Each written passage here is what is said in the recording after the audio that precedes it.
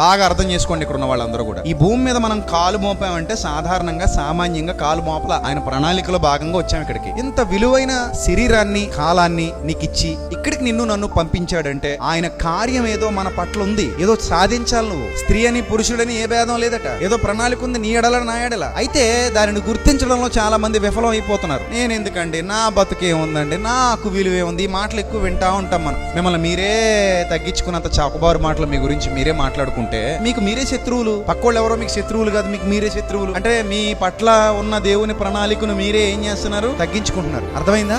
ఎప్పుడు కూడా మిమ్మల్ని మీరు తక్కువ చేసుకోవద్దు. నేను ఎప్పుడు చెప్తాను, ఎవడో మిమ్మల్ని తక్కువ చేస్తేనే అంగీకరించొద్దు అంటాను. ఎందుకంటే ఈ భూమి మీద ప్రతి మానవుడు ఉన్నతుడే, ఎవరి స్థానం వాళ్ళదే, ఎవరి గొప్పతనం వాళ్ళదే, ఎవరి విలువ వాళ్ళదే. సో కాబట్టి నీ విలువను ఎవడో తగ్గిస్తేనే నువ్వు అంగీకరించకూడదు. అలాంటిది నీ విలువ నువ్వే తగ్గించుకుంటానంటే ఎలా కుదురుతుందా? కాబట్టి నువ్వు ఎప్పుడు నీ విలువ తగ్గించుకోవద్దు. నువ్వు గొప్పదానివి, గొప్పవాడివి అంతే.